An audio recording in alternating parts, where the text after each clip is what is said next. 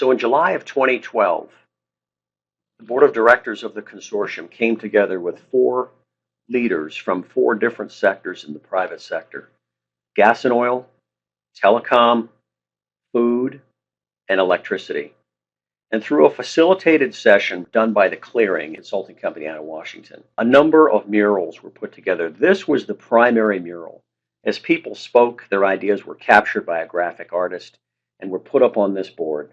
And at the end of this day-long session, the end of this meeting focused on this graphic everybody remembers is the canoe going over the waterfall. The key idea here was your disaster is my disaster.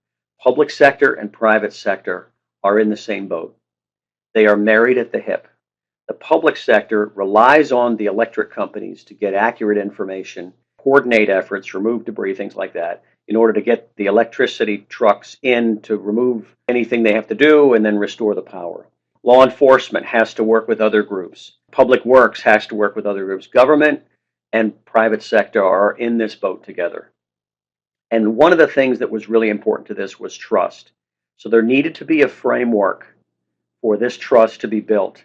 And so it was out of this meeting came some suggestions about what could we do together.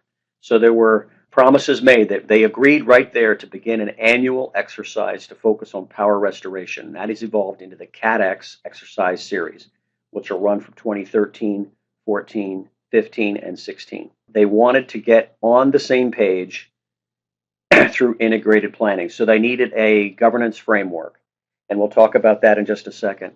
These were the dynamic discussions that were going on there. And out of that, the big idea from here came, if we're going to work together, we have to understand we're in the same boat.